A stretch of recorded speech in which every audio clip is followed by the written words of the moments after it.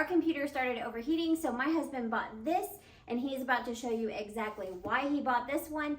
2 things he loves about it, 1 thing he doesn't, and 1 thing was a surprise. The brand that I went with this time, the NZXT, the reason I went with it, longevity.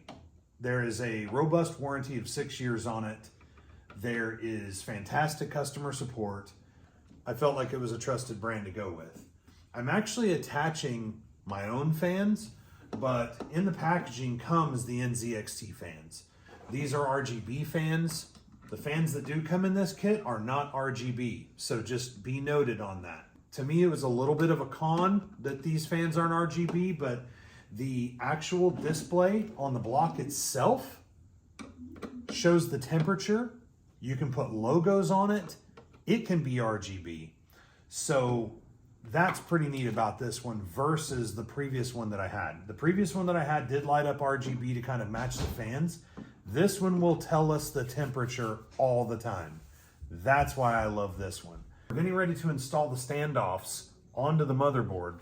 The standoffs allow the pump to slide over the standoffs and then thumb screws to attach the pump to the actual motherboard.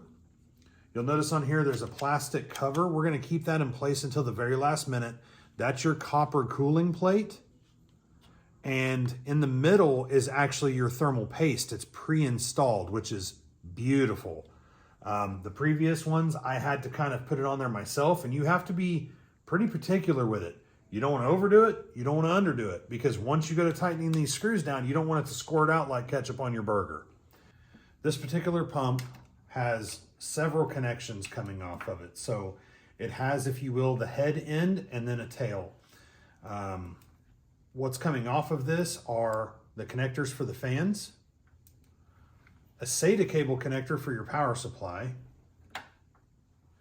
a AIO pump, CPU cooler, etc. wire, which I've already installed now.